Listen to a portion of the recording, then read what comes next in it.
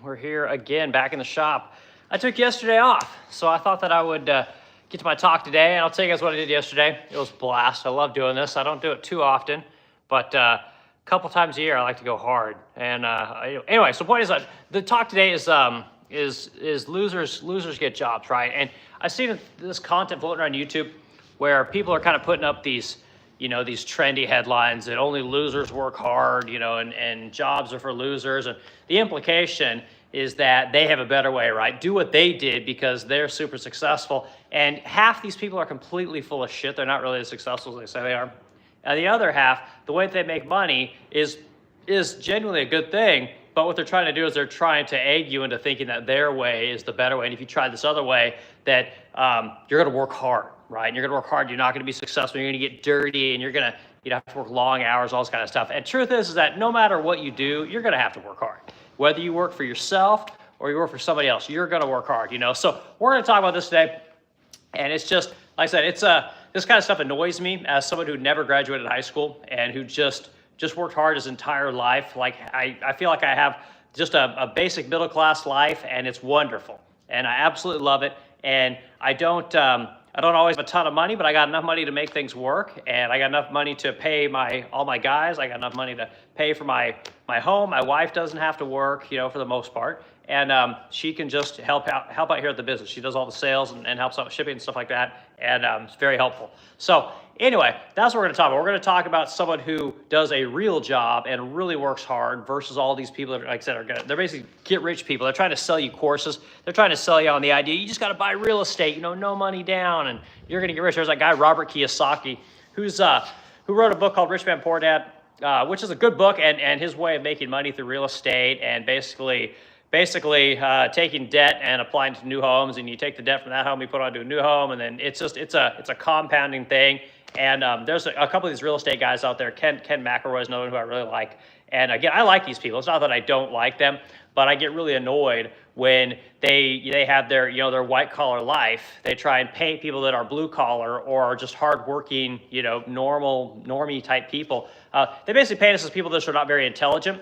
And I completely disagree. I know tons of intelligent people that are fucking broke, So point is that there's nothing wrong with working hard. But the point is that in order to get somewhere in life, you have to work hard, right? And one of the things that these people often overlook is you can't just jump out of school or jump out of wherever you're at and then jump into entrepreneurship or jump into being super successful. You have to have a decade of just grinding it out really hard in order to learn something, and this is the thing that is not understood. Everyone that sells these courses and is trying to basically convince you that if you just listen to them, you'll get rich, and conveniently they have a course, right? They have something to sell you, which I find hilarious. They always have something to sell you that's not a physical product. It's always a digital product. Always, because a digital product can be scaled super easily, and you can have tons of cheap people in other countries develop all the content and the courses for you. They never make anything. This is the big thing. So okay, so we got people coming in. We got Jax. I can't pronounce your name. Good to see you. And let's see. I'm so lonely. I've seen you before. Good. Jeremiah's here. Good. Glad to see you guys. Point is, we're talking about working hard, right? And all these people on YouTube that basically tell you that you're a loser if you have a real job, right? If you're a blue collar worker, you frame a house. Hell, say you're a cashier at a Safeway or something. Like, you're a loser because you have a real job. And I'm going to tell you that you're not a loser. I'm going to tell you why you're not a loser and what happens to people that do loser jobs over the years, right? The truth is that you actually learn a tangible skill, which is super important. Okay, we got more people here. Oil up. Okay. Hello, Titus. Good to see you. Guys, hit the like button, add the discussion. My name is Eric Wilkin. I own Resplendent Crow here in St. Louis, Missouri. We're a small furniture company. We do about 500 pieces a year. We are a small 7-figure company. Got about 8 employees now at this point. I've been doing this now for 8 years.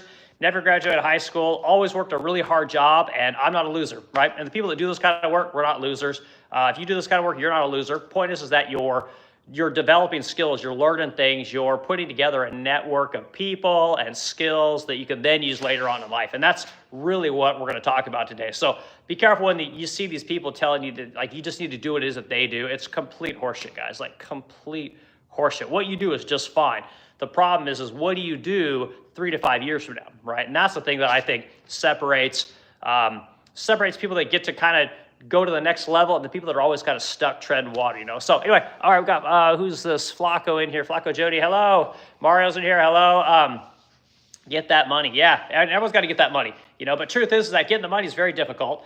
But if you work at it long enough and you get good at something, you can turn that menial job, right? Whatever, like I said, the framing houses, whatever it is you do, you can turn that job into something else, right? But truth is you have to do it, So when these people come out and say, well, only losers get jobs, like, no, you have to do something in order to learn something, unless you have a generational business, right? Which is something that I talk about a lot. Passing your businesses down to your kids, right? Passing what it is that you do down to your kids, making it good. If it's good enough for you, it should be good enough for them, right? And this idea that you teach people things, and over the years, these little jobs turn into big jobs, right? They turn into things where suddenly you're not the person doing the work all the time. Maybe you're doing the work half the time, but then you got another guy who does the work full time. You got two other people that do the work full time. And this is how business really works, unless you sell a course, right? There's all these people. I mean, and woodworking is no exception. What I do, how many people are on Instagram and Facebook right now trying to tell you, oh, they got the course for you to be a professional woodworker. All you need is their course, and everything's going to work out great. And I just, again, sorry guys, it just doesn't work that way. You very rarely should you listen to somebody.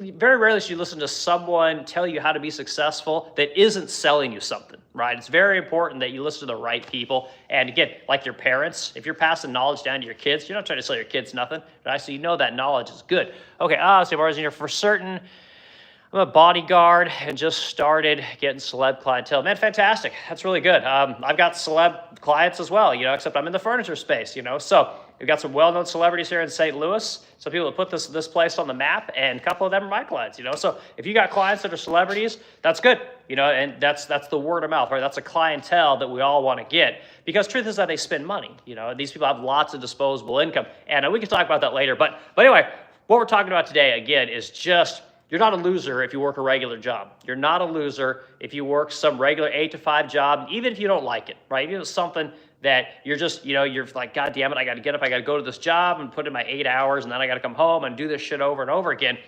There's nothing wrong with that. The point is the idea is that when you do that forever, you're thinking a little bit ahead of where you are today. And if you can do that, it makes the present much more palatable because you know where you're going, and this is, again, I don't sell you guys. I did this as a dumb guy, right? As a guy, like I said, never graduated high school, guys.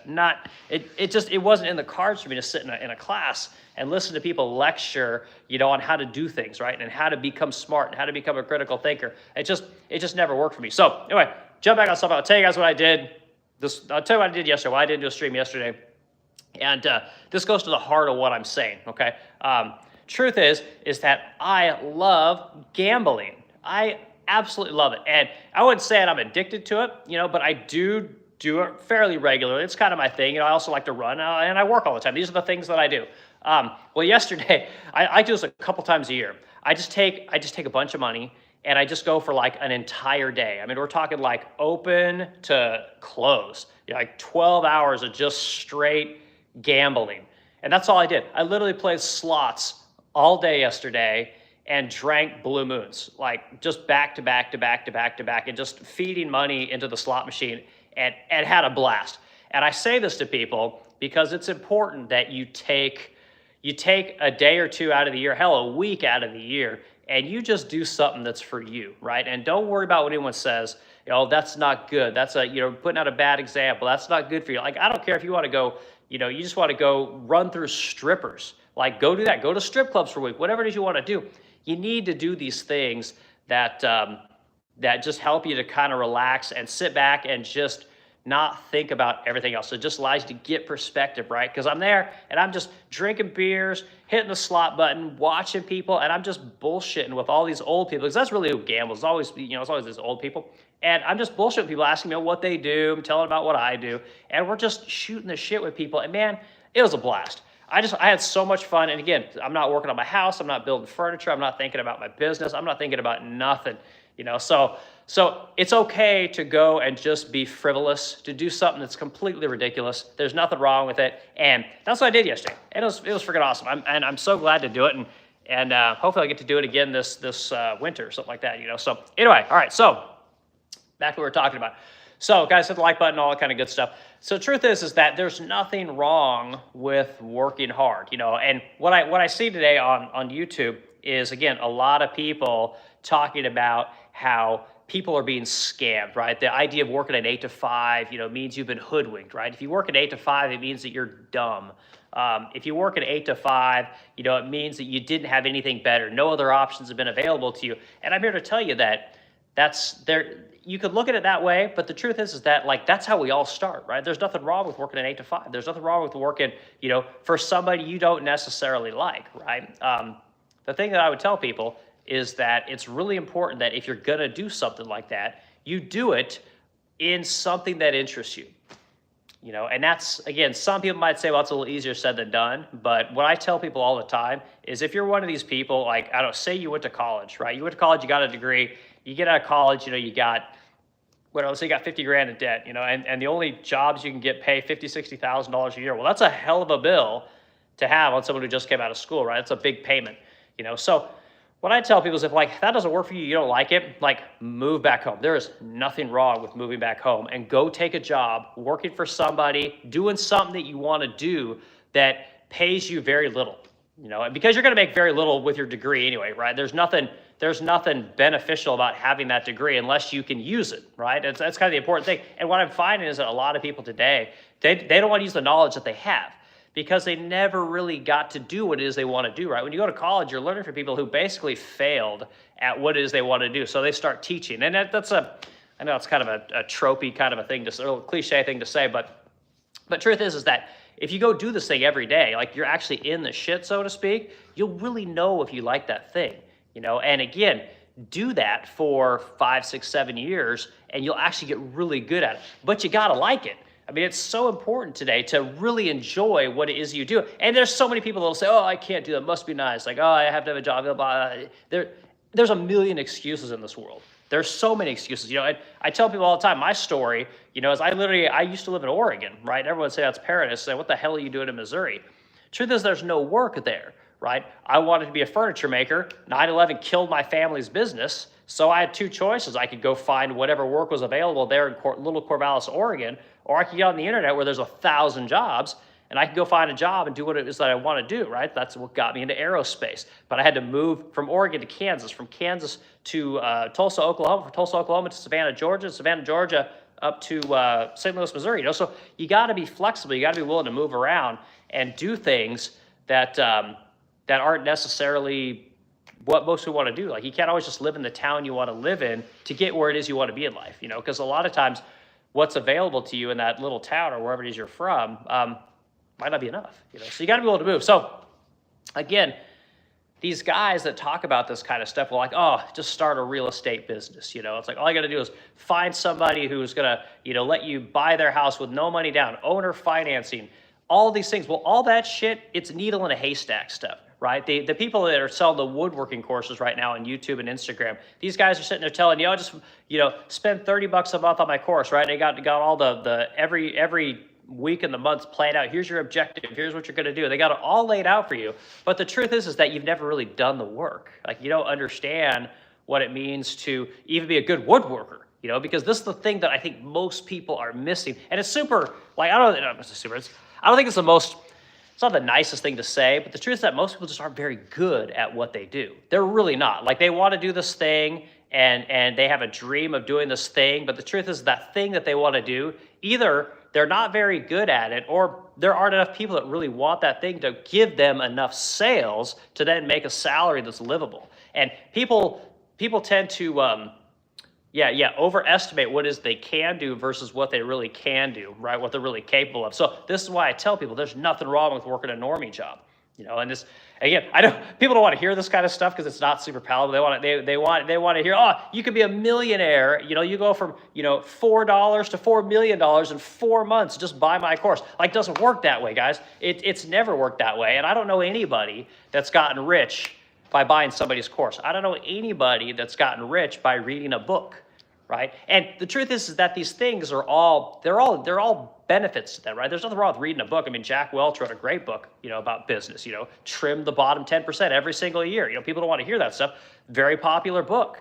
There's plenty of people that talk about business. Steve Jobs talks about running Apple. All these books have a lot of really good information in it, but until you get in the real world and apply that information and put it to the test with a customer who does not need your product, right? Trying to sell somebody something. Until you do this stuff, it's all theory. And truth is, a lot of people read a lot of books, buy a lot of courses. They love to hear other people tell them how to be successful while they're struggling. And it's a crutch, guys. And I hate to say it, but truth is that most people need to go work for somebody for, I would say, upwards of a decade, 5 to 10 years. Get really good at something that you're passionate about, and people like talk shit on that word passion. It's like, I hear people say, what is it they always say, follow your passion, follow your passion. And everyone kind of says that's bullshit now. It used to be that was the thing to say. Now it's so they'll follow your passion's bullshit, right? Truth is that I've been a lifelong woodworker. I've never wanted to do anything else. Since I was 8 years old, probably, I've been woodworking. I've been making shit. My family had a furniture company, not furniture company, a cabinet company. Made cabinets for the school districts there in Corvallis, Oregon, fire departments, police departments. We just all kinds of work for different municipalities. And then we did a little bit of residential work. But we do a kitchen here and there, maybe a bathroom every now and again. But point is that from those very, very young age, it's all I've ever wanted to do. And so I've chased it wherever I was, whether it was in Oregon or Oklahoma or Kansas or Georgia or here in Missouri, wherever it was. I've always chased woodworking. It's always been the thing that I've wanted to do. And maybe I'm the lucky one, but I'm guessing there's a lot of people that will watch this stream that are in the same boat. You know what you want to do. You know what you're passionate about. Go do it. But you have to have a plan. And the longer you wait to do that, to kind of execute that plan, the harder it is to do it. Because truth is that once you start having kids, you get home loans, car loans, and I mean, I wouldn't even say school loans at this point. Once that shit starts to stack up, it limits your options to learn. It really does. It limits your options to learn, because the truth is that, I mean, the best places to do a specific kind of a thing aren't always the place you're in.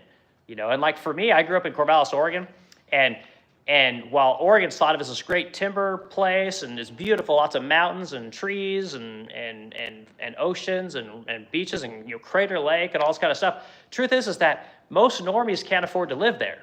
I couldn't afford to live there. I wasn't set up. The state of Oregon was moving beyond what it is that I was able to do, and it moved into tech, right? You had to be in research and development. You had to, work for the government. You had to work for Hewlett Packard or some of these other big companies that are there. Intel was another really big one. You had to be working for those kind of companies, because truth is, being a furniture maker doesn't really work in Oregon if you want to have the kind of life that I wanted to have. It's just very difficult. Not saying it can't be done. Of course it can be done, but you got to be willing to move. But it took me good 10 years of just making all kinds of shit to finally get good enough to where I could start a website and start a business. And that first business that I started, literally, was for selling aquarium cabinets, like furniture for big aquariums, fish, specifically reef aquariums, saltwater fish. And that's where I learned to build websites, and I learned how to take payments, and I learned about graphics and all these other skills that it took to become a business owner, because there's no money to pay other people. So you have to just constantly be learning, right? But again, you listen to all these other people and they'll tell you that I'm an idiot, right? Oh, you're dumb. You're dumb for learning that stuff on your own. You could have paid that. They always say, hire out your weaknesses, right? But they don't tell you that there's no money, right? They don't tell you that part of it. That's the part that they always leave out, which I find hilarious. More comments coming in. Okay, let's go. Luther Marshall, where do you live now? Luther, good afternoon, Luther. I'm in St. Louis, Missouri. So I own a company called The Resplendent Crow here in St. Louis, Missouri. You can Google it. We've got a very prominent internet presence. Almost my entire business on the internet. I've got a 12,000 square foot factory here in basically the Delmar Loop of St. Louis, Missouri, and we make furniture. We paint furniture. We're known for our high gloss lacquer coating, which is very difficult to do, but we're known for it. So it's a good business. People like our product, and they really enjoy. They get a lot of excitement and joy when they see it. It's not something that most people have seen before, especially in person. It's very expensive, but it's beautiful. And I tell anybody that's ever seen my streams, you ever come to St. Louis, stop in and say hi. Google The Resplendent Crow and just show up. You come up any. I'm here 7 days a week, for the most part, and I'll show people what we do. I've got no problems with it. It is possible. Like I said, you don't have to be super intelligent. You don't have to have a bunch of money. You don't have to have generational wealth or loans or any of that shit. You can start a business and do this stuff with, I mean, minimal knowledge, but you do have to be good at something. You have to be really good at it. In our case, we're one of the best when it comes to our coating. Our high gloss lacquer coating is exceptional, and it's industry best. And our furniture is good. The thing that makes our company successful from a furniture standpoint is that we actually make interesting furniture that's reproducible, right? We don't do one-offs. Like the big word today on YouTube is commission. All your YouTube woodworkers are always doing commissions. It's like bitch, I do 5 commissions a day. Like what are we talking about here? Commissions. Like, geez Louise, it's just selling furniture, and we sell furniture. So anyway, Luther, tell me what you do. I'm curious what people do here. It's it's a community of people that are interested in skills, skilled trades, welding, electrician, framing houses, trim carpenters, furniture makers, cabinet makers, woodworkers, carpenters, all that kind of stuff.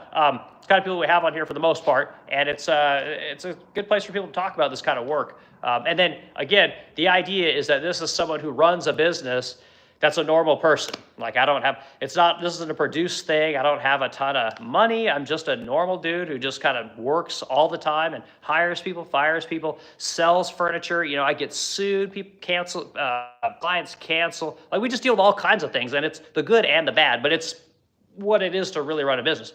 Okay, Mike's in here. Off the current topic, swing by and learn how you make the veneer press. Yes, Mike, you can swing by probably next week. But touch base with me. I think Tuesday or Wednesday, I have to go to Creve Coeur.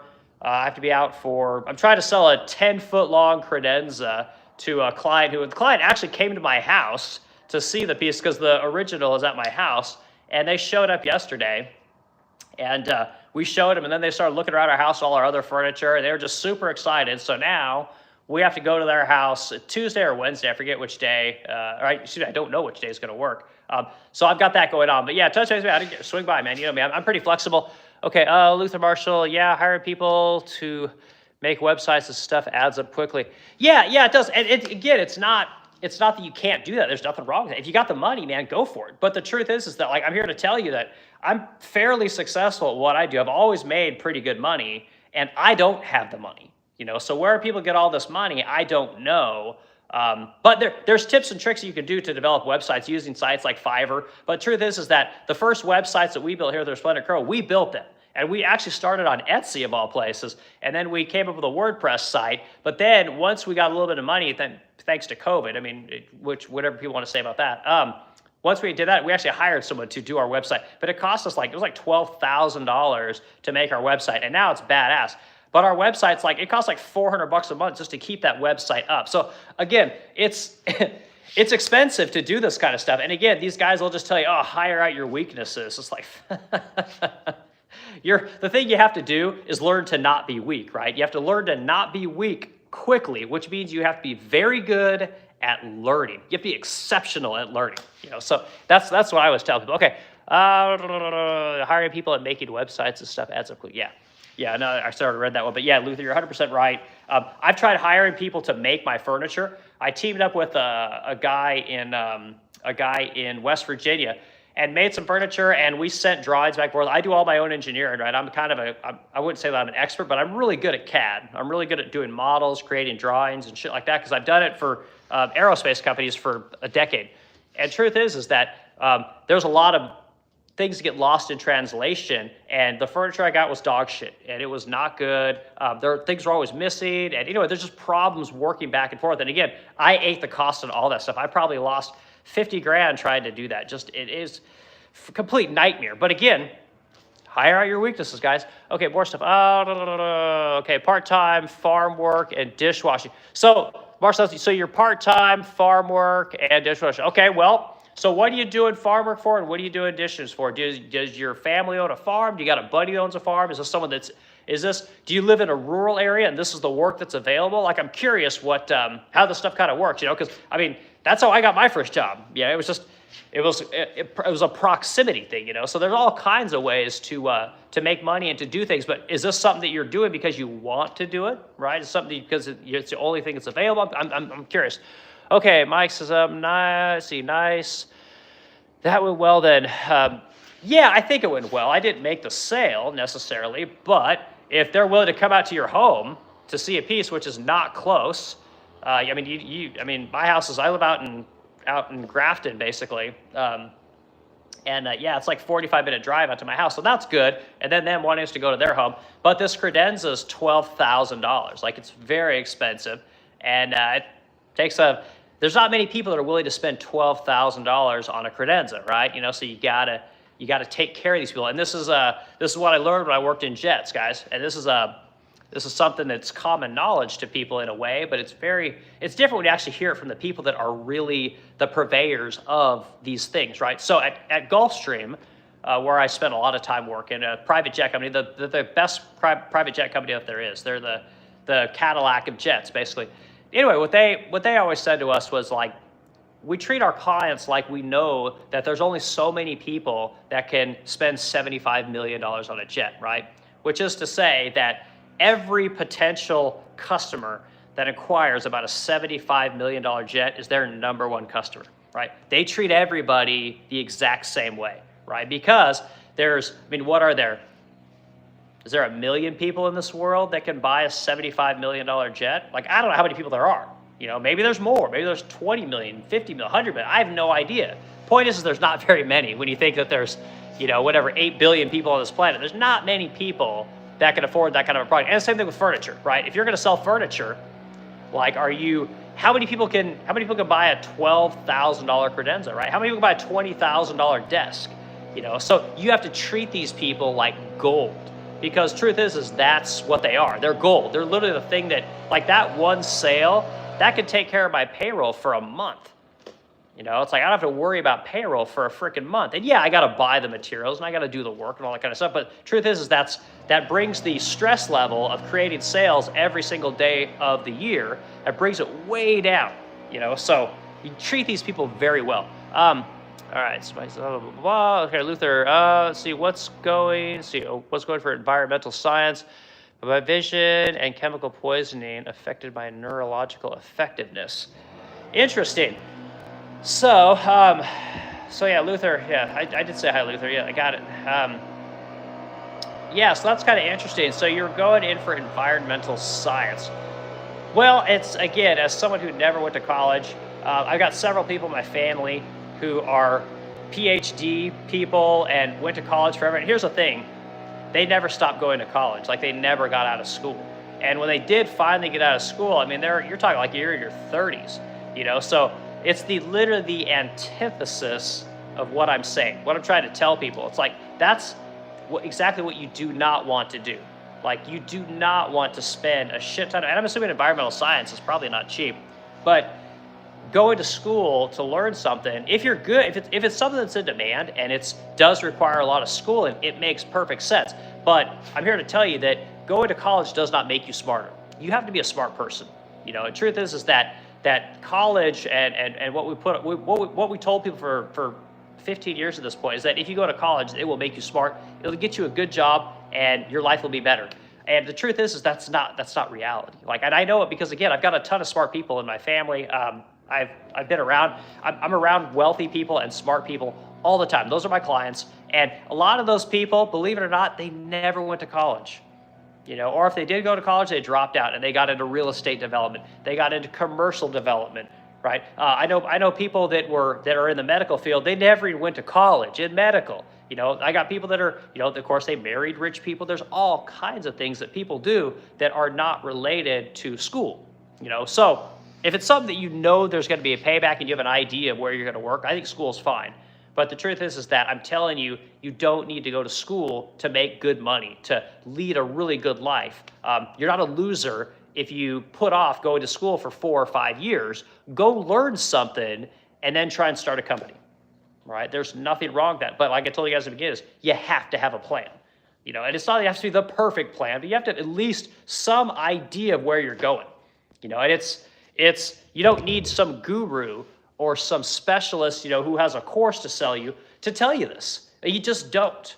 And again, like I told you guys, Maybe I'm the fortunate one, but I've always liked woodworking. I've never wanted to do anything else. I've never had this idea, like, oh God, I'm going to go be an engineer. Like, I want to go sit in an office and draw furniture, or I'm going to go, draw planes. Like, it never appealed to me. The idea of being stuck in an office with a big monitor and fluorescent lighting, like, that's like death to me. It's death. And I did it for like 3 years, and I'll never go back to doing it. It was death. I would rather listen to loud machines, have employees quit on me, customers tell me, no, I don't want your product, or people telling me that they, whatever, I'm late on rent, or I didn't pay my electric bill. I'd rather deal with all that shit than have some boring job for the rest of my life, So truth is you have to spend the time getting really good at something. That's the best thing I can say to it. Like, guys, like, there's no secret. There's no path. The path that everyone told you was going to be the one, which was go to school and you're going to make it, and it worked for a while because the people that are doing the hiring also went to school, which is hilarious. They went to school, so they think that they need to hire people that went to school, and this thing just it's a self-fulfilling prophecy, basically. But truth is that, like, to work for a company like mine, like, your degree means nothing to me.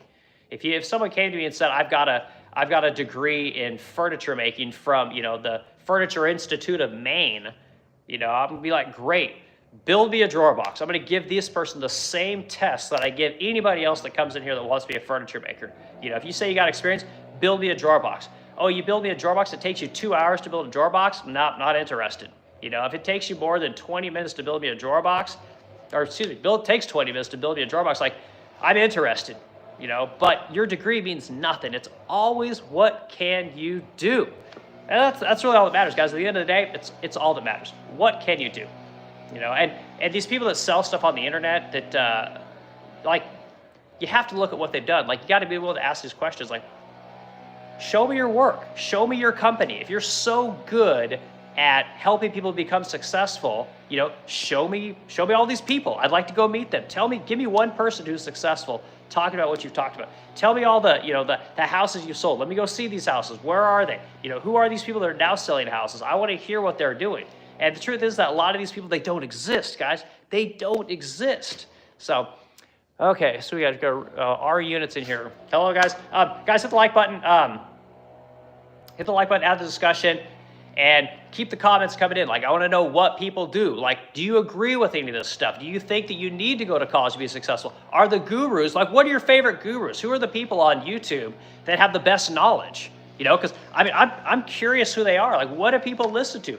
Where are we going? Where are you going? What is it you're trying to do? Luther talked about, he wanted to be, get into environmental science, but he has, neurological issues from chemical poisoning, which kind of makes sense why he would want to get into environmental science, but what are we doing? What's everyone up to?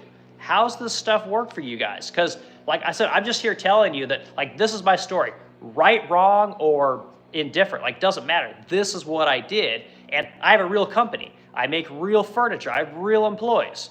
And you can buy my products. I don't have any courses for you, but I do have really expensive furniture that we sell all over America that employs people.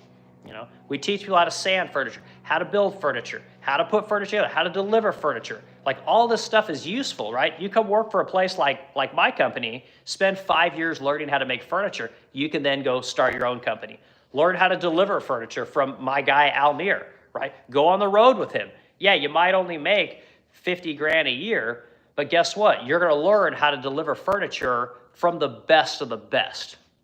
The best, right? And you're going to learn how to deliver to the richest and most difficult locations on earth.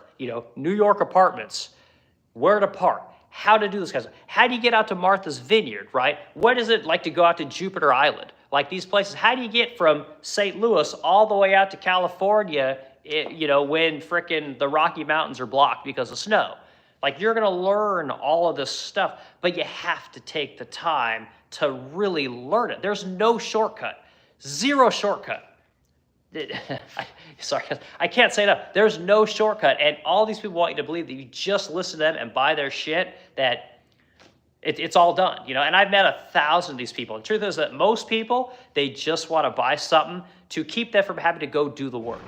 It's like a gym membership. How many people get a gym membership, work out for 3 months, and then they forget about it. And they don't bother to cancel the gym membership because little part of your brain says that, well, if I have this gym membership, I'm kind of working out, I'm still kind of committed, but I'm not. When the truth is that you're not committed at all. So, sorry guys, compressor kicked on. I'm gonna move my camera over here, close my door here, and there we go. We don't hear the compressor so much. I don't know how much my mic picks that up, but big ass compressor, it's loud. But yeah, there's just so many people that are hawking all this stuff, and I'm telling you guys, most of it's garbage. And truth is that you have to have some kind of a plan. Like, you just have to have a little bit of a plan. Where do you want to go? And it's okay to say, well, like you said, someone said that they're a dishwasher. Like, great, you're a dishwasher today. Go do dishwashing for, the next 3 years, whatever. But the point is that what is the point of doing that dishwashing? If it's just to make money, great. What are you doing in 3 years? Like, we could just keep going around in circles, but you have to have a plan, okay? If your goal is to be a furniture maker and you're washing dishes, or say, let's make it easier. Let's just say you just want to work in construction. Like, we'll just say that. I mean, very high level. Like, and you're a dishwasher right now, okay? Why aren't you going to any of the companies that supply the contracting, the business, the people that build houses, right? Like, why aren't you going down there and asking people, how do I get into this? And I know it sounds a little bit ridiculous. Everyone's like, oh, you got to apply online. Bullshit. I've never hired someone that applied for one of my jobs online. It's usually somebody that walks in, or somebody that knows somebody, or somebody just looking for a job that I'm talking to in passing. Like, it very rarely is it going to be anybody from a job application. Like, it's important that you know people, that you're around these people that do the thing that you want to do. And the truth is that if you're a dishwasher, you want to get into the construction trade, most people are going to look at you and go like, well, you don't have any experience. You don't know how to do anything, But if you're willing to go to the place where the job is at and say, man, how do I get to do this job? Like, I really want to be a trim carpenter. I've never done any trim carpentry. I really want to do it. Like, what am I going to do? The guy might tell you to fuck off, But odds are, if they're a business owner like me, they're going to be like, oh, kid's kind of tenacious, like just showing up asking for a job. Like, this is kind of interesting. You'll at least get the time of day. And maybe they'll pay you $10 an hour to take mud off of auger bits. I have no idea. You might be in the depths, working on digging foundations. Like, I have no idea. But again, you're washing dishes now. Well, maybe you're just going to go be the bitch on a job site. It can't be any worse, I would imagine. They're kind of, I would imagine that's kind of a lateral move, in terms of what it is that you're doing. But at least you're one step closer to where it is you want to be. And again, if you're one of these people that decides that they want to do this when they're 40 years old, you've got a mortgage and you've got kids and a wife and car payments and student loan payments and all this kind of stuff, like, you're kind of fucked, or at least it's very difficult for you to do that. Very difficult, because you've already dug yourself such a hole financially that your options to go do what it is you want to do are very limited. You're almost pigeonholed into doing something that just makes money. So anyway, I don't know if that's helpful, guys. I know it's a little bit of a rant, and again, I don't know if people agree with any of this stuff. So, okay, what are the more comments? All right, so we got C. Windsor in here. Windsor, hello, good to see you. All right, Martin Luther Marshall, what are your most common customers? Small companies, private owners? Okay, so most common customers. So I can tell you all my customers are affluent women. It's all my customers. That's 97% of my customers are affluent women, 50 and above. That's my customer. I have my entire business because of those people. And some of those people are business owners. Some of them are rich housewives. It runs the gamut. I've got women that are doctors, women that run businesses, women that are lawyers, just like you name it. I got them all. Women that are high-end designers, women who are Congress people. Now, I'll throw that one out there, okay? I got some Congress people. Whatever, it just runs the gamut. That is my customer. And there are men that are customers, but they're very few and far between, because the product that I sell is mostly for women, right? Glossy, shiny, colorful furniture. Most men don't want that stuff, right? That's chick stuff, which is cool. There's nothing wrong with that. I love it. It's I love doing it. It's what makes our company different. Now, the male customers that I have, they buy two kinds of furniture from me, right? They buy black furniture and they buy stained furniture. That's really it. Every now and again, you get some people who come in and guys that will want colorful furniture, but not very often. So it's mostly women 50 and above. Like that's my customer. So put that in your pipe and smoke it. Those are the people that buy my furniture. So I hope that answers your question. And you said small companies, private owners. There are a couple of companies that buy furniture from me, but not very many. Like, and the companies that will buy my furniture are usually going to be like boutique hotels, because the truth is that most people that are companies, they want cheap furniture, right? They'll want 20 of one thing, 20 credenzas, 20 bookcases, things like that. And so we don't cater to businesses so much, right? We cater to high-end boutique type stuff. You wouldn't catch me making something for like like Saks Fifth Avenue. I'm not gonna have a display in Saks Fifth Avenue.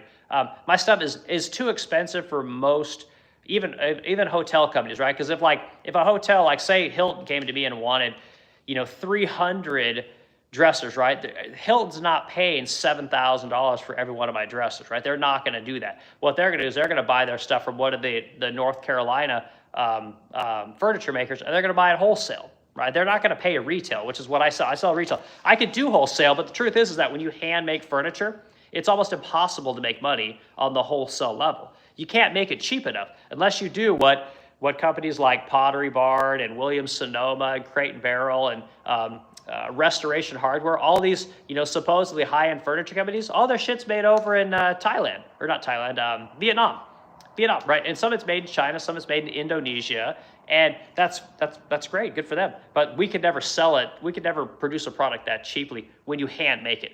When you're paying Americans to make furniture by hand, you can't sell it for cheap. It's impossible, So Luther, that's a long-winded response to your question, but that's the reality of it, So that's my customer. All right, next question. What is a good method for parking a delivery truck in New York City and getting heavy furniture up in an apartment?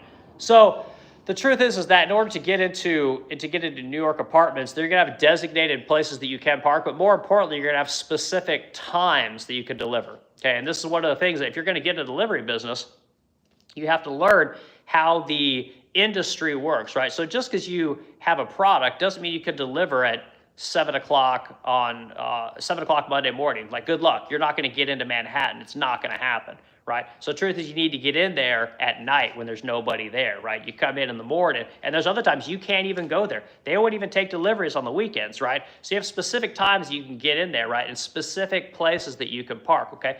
But the other things that people don't think about when it comes to delivery is that there are certain, like, in order to get into New York, it costs you, like in our case, it cost about $250 just in tolls to get into New York. Once you get to New York, it's very toll-rich state, right? So a lot of people don't know the cost that it takes just to get in through all the bridges, right? So it's very difficult. So the other things you have to know is you can't deliver into many places in a place like New York without the right COIs, right? These are your insurance, right? You have to have this kind of stuff. And for a company like ours, we have to actually buy those policies every single time we want to go into a building, right? We don't have a blanket policy that just covers everything.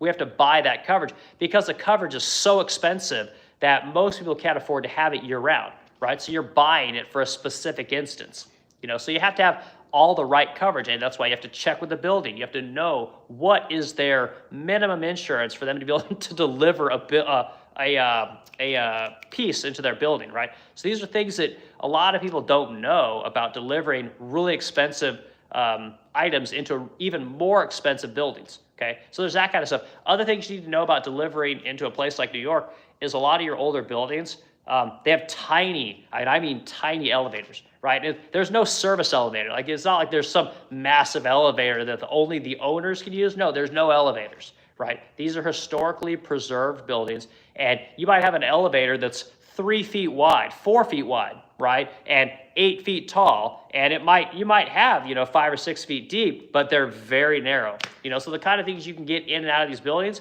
a little bit tricky, which is why I build furniture that is specifically designed to go into tiny elevators and then be assembled into New York apartments, and so there's all these kind of things that you learn. Other things, if you want to make money delivering furniture, you can't be one of these people that drives for 8 hours, stays at a Motel 6, has dinner, lunch, blah, blah, blah, blah, and then gets up in the morning, has their coffee, and then goes and drives for another 8 hours. Like, no, that's not how the delivery game works.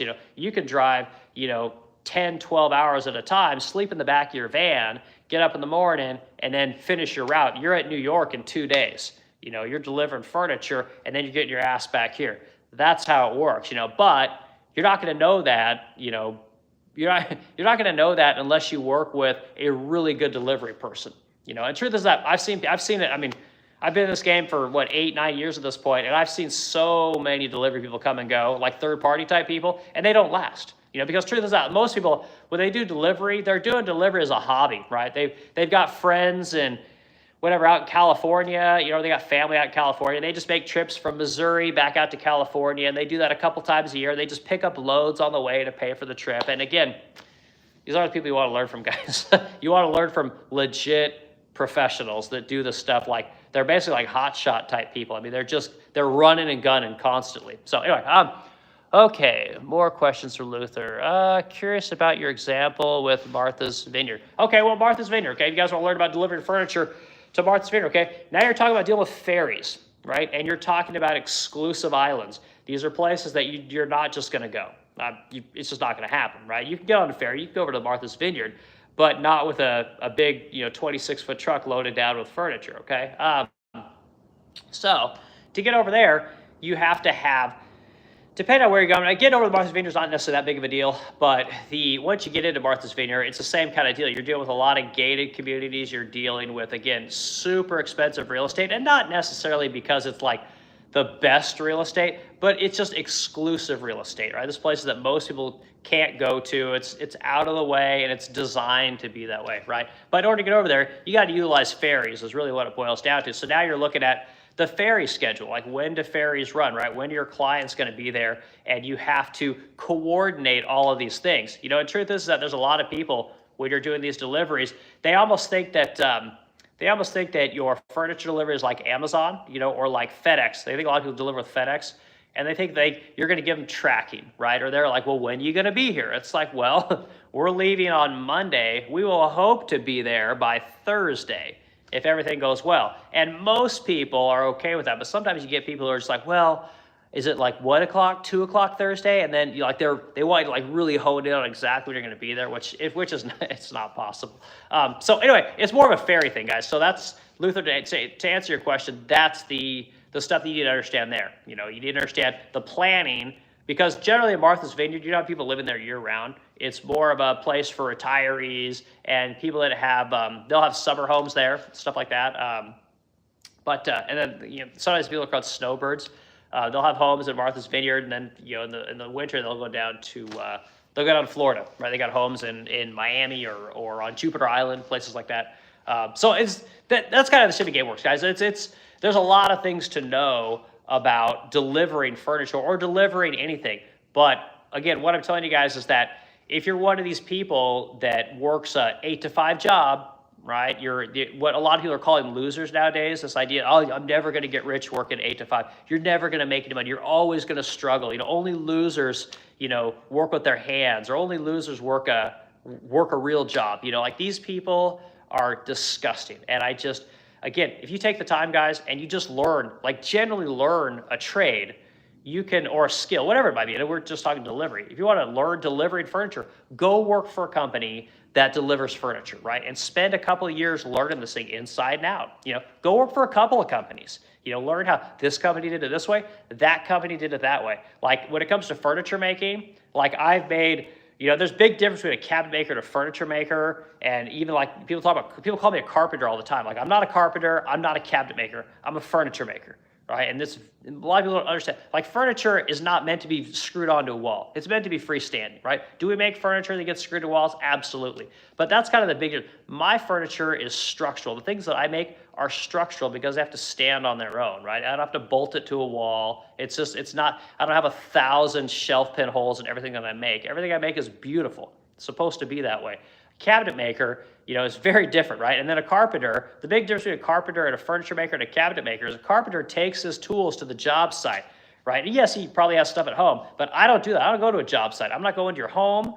All my work is done here, so that's what I love about this job, but point is that like, I've worked on houses. I've worked in jets, right? I've learned all these different skills. I made cabinets, furniture, all the facets of woodworking.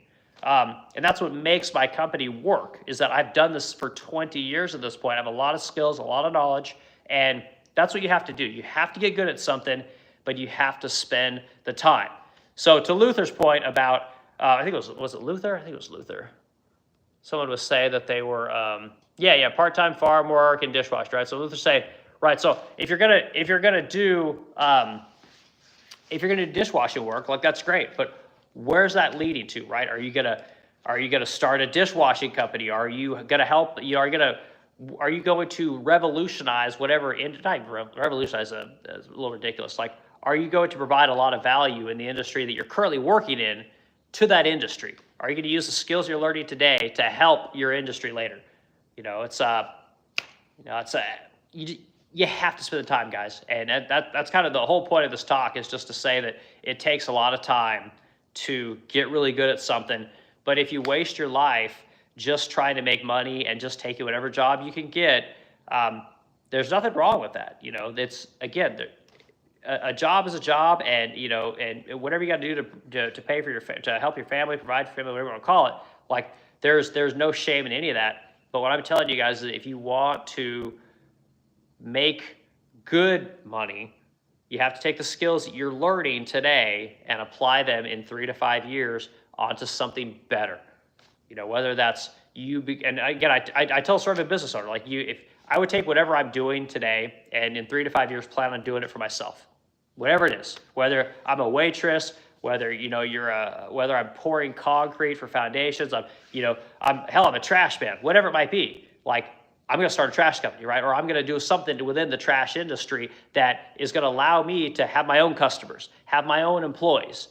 So you need to be doing your work today with the intent of doing it for yourself later on. And if you can put your thinking cap on and figure out how to do that, it makes going through your work every day a hell of a lot easier. Like, holy shit. It makes it so much easier, because you have a goal, you know where you're going, and that means a lot, So I don't think this shit's helpful. Like I said, I just do these talks because, like I said, I listen to a lot of videos, and I do this work all the time, and this is what I've done my entire life, and I think anybody can do this. I really do. I think anybody can do what it is that I do. Making furniture is not special. A million people can make furniture. Anybody can make furniture. And again, these people that are trying to sell you courses and tell you to get rich in real estate and all these finance bros, they're always telling you, like, oh man, just get into finance, man. You can make money in stocks and, sell crypto, and all these people are full of shit, guys. They're so full of shit. Like, it's wild, There's no more of a sure way to make money forever than to make something. I mean, plain and simple. Like, my dad told me back in the 90s, don't go to school. He says, get into the trades, become a welder, become a, cabinet. He liked my dad had a furniture company, or my stepdad had a furniture company, and he loved the fact that's what I was going to learn to do. He thought that was great, and he's been right forever.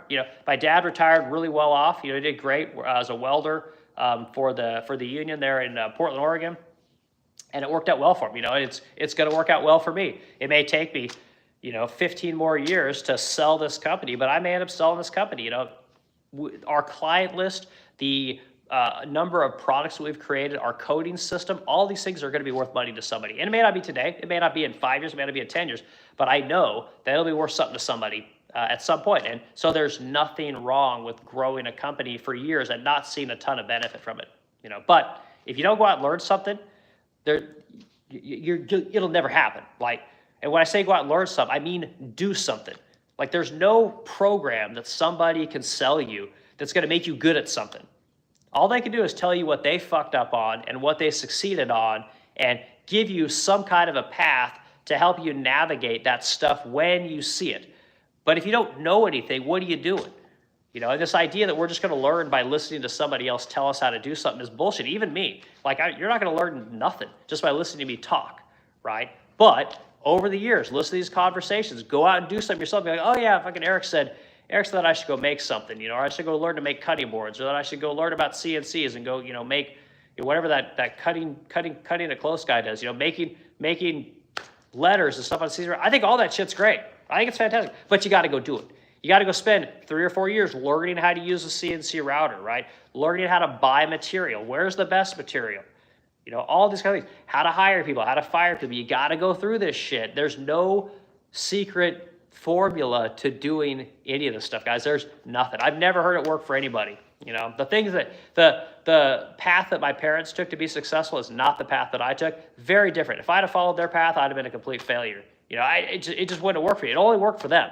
You know, very rarely can their path work for somebody else. And that's the truth of it, guys. So, okay, last couple comments, then I'm going to get out of here. More Marshall, you see, screw driving in Miami. Those lunatics are homicidal.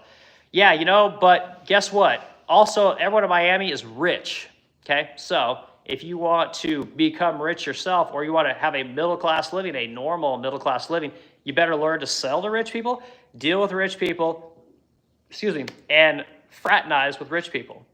That's all there is to it, right? You're not going to make any money selling to poor people. A poor person never gave me any money. In fact, all I do is give money to poor people, whether I employ them or I pay, for welfare. Like that's just how it works. So you're going to have to come up with a business, come up with some way to work for rich people, whether it's you have your own company or you work for them as a W-2. Like it's just life. And hopefully you'll become one of those rich people that can then employ people and teach other people how to become wealthy or to start their own business or do something that makes their life better in whatever way you can. So what are some skills that you're learning now that you're finding as a setback or you're just starting to pick up? Skills that you're learning now that you're finding as a setback or you're just starting to pick up. Okay, actually, that's a fantastic question, Marshall. Luther. No, that's a great question. So I'll tell you guys, this is unwork related. So here's my biggest thing that I'm learning right now that just blows, okay? What I'm learning right now is that I don't know it all, right? And here's my example, okay? So I've told you guys about my house, right? I have a house that's way nicer than I should ever have been able to afford because I was able to work on it, right? I was able to go and fix it up. And anyway, point is there's a massive deck, a 3-tier deck on the back. And the deck was rotted out and it just needed to be replaced. It was one of the reasons this house didn't sell. So I was like, I'll just replace the deck. Well, I couldn't find cedar 6x6 posts. And I didn't really know much about cedar wood. I don't work with cedar wood. I'm a furniture maker, right? But we don't work with a lot of cedar wood. So I went ahead and I just bought 6x6 pressure treated posts. Everything else is cedar. All the deck boards, the railings, everything else is cedar. Well, I was going to stain it all last year, and my paint guy here who does Benjamin Moore paints, and he's a good dude, and he said, no, don't stain that thing this year. Let it go through a season and stain it next year. Well, the cedar wood and the pressure treated posts kind of look very similar, right? They call it cedar toned. Well, my wife looked at it this year, and she's like, that looks like shit. And I'm thinking like, well, what do you mean? She says, well, the pressure treated post never changed color. The cedar wood started to weather, right? Which is what cedar does apparently. So now my wife says to me, it's like, we can't have that. We have to have everything looking the same. We can't have a big house like this and it just looks two-toned. And I'm like, I don't give a fuck. Like, it looks fine to me. Like, I spent 4 months doing this deck project. I mean, I just broke my back doing it. It was horrible. But now I'm learning about cedar wood, right? I'm learning, okay, well, I should have just done the work before and found these 6x6 cedar posts. Like, I should not have settled for what was available, and I should have just done the research. So now I've found some crazy, sawmill out in BFE, Illinois, who just happens to cut all this stuff, and they're gonna cut, all these posts for me. So now I'm gonna have to take all of my railings down that are cedar, all of my 6x6 pressure treated posts, which I had to drill holes in and, carriage screw and lag bolt everything together. I mean, it's gonna be a fucking nightmare, guys. But the truth is that I didn't know what I was doing, right? So I didn't take the time to learn everything. I just was winging it, like, this is good enough. And my wife just called me out and said, no, it's not gonna work, So now I gotta swallow my pride, and I'm gonna have to tear all these posts down and cut down these cedar posts when I get them in there and do it all over again, And it's a perfect allegory for what I'm talking about here today. Like, I didn't know. I had to go do the work. I did it. I apparently didn't do it good enough, and now I'm going to do it again. And that's life. That's how it goes. So, Luther, to answer your question, that's what I'm learning. I'm learning that I don't know it all, man. I got to do more research, and rather than telling my wife she can kiss my ass, I'm just going to suck it up, stuck my tail between my legs, and I'm going to redo it.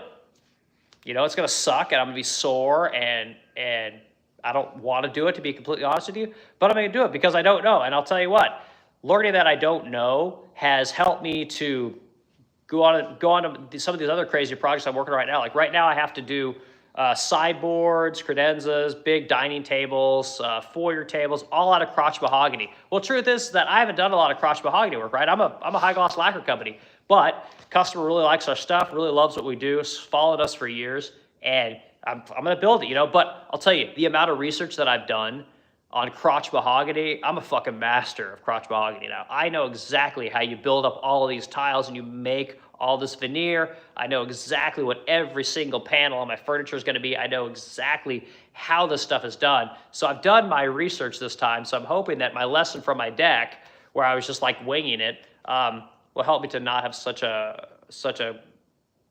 issue with this other kind of furniture. So I know it's, again, probably a long answer to your question, but that's something that I've just really struggled with is like I can be a know-it-all. Like I really can be. Like I've done so much stuff in my day. Like I've learned that I haven't done it all, and I run into all kinds of issues. So I'm learning to research my stuff a little bit better, watch some more videos, make some more telephone calls. I hate talking to people. I don't like talking on the phone, but when I call oakveneer.com and I call GL Veneer and I talk to these people, and I talk to my buddies that are also in the furniture game, they give me some names and tell me some things to kind of think about. So I do a lot more research now than I used to, right? Because truth is I can wing it in most things and do pretty good, but there's 2 instances where I can't. So anyway, I hope that helps you out there, Luther. It's so that's a good setback for you. And truth is that like we just don't know it all, but the more you do, the more you learn, which again is why I tell you guys, spend 3 to 5 years doing something for little money. Go learn under somebody who's good.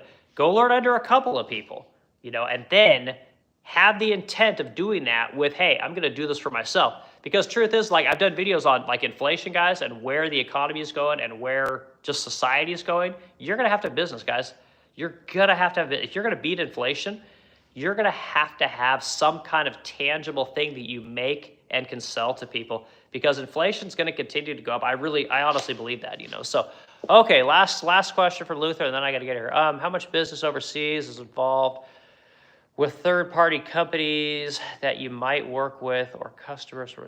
How many businesses overseas is involved with third-party companies that you might work with or customers? So Luther, I'm not quite sure I understand what you're saying there, but a lot of businesses here in America outsource their stuff. A ton of them. I mean, more than you could possibly imagine. So many people today are having their products made overseas, whether that's a company that they own that has a factory, or it's just they're just outsourcing it to a factory. More stuff than you could possibly imagine, which is why I do what I do, right? So when the big talk here in America was about tariffs, everyone's flipping out, oh, China is 150%. Oh, my small business can't survive. I can't, oh, I had to pay this massive import duty. It's like, I was like, I don't care. I don't pay any of that stuff. Like you want to stick 145% tariff on Chinese made shit? Go for it. I don't care. It's not going to affect me one bit. Like maybe my customers, if they own companies like that, but most of my companies are lawyers and doctors and developers, and they make skyscrapers and stuff like that. Like I think they'll probably be okay too. Didn't bother me one bit, so that's why I tell people, like, learn to make something. Go to work for somebody, learn how to make some shit, and then go start your own business. And whether that's making something in your garage, whether that's having your own facility like we do here, like, it doesn't matter. The point is that you make something.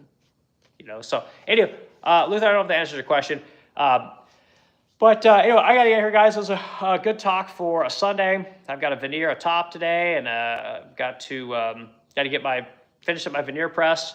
That's an interesting project. I did a reel on. I'll do a video on that at some point. But making a veneer press is super important if you're going to do a lot of veneer work. Veneer needs to be pressed down for about 4 hours minimum. Yeah, it's kind of thing. So, it was a great weekend. I appreciate the time that everyone spent listening to the stream and contributing to the conversation. And I will yak at y'all on Monday.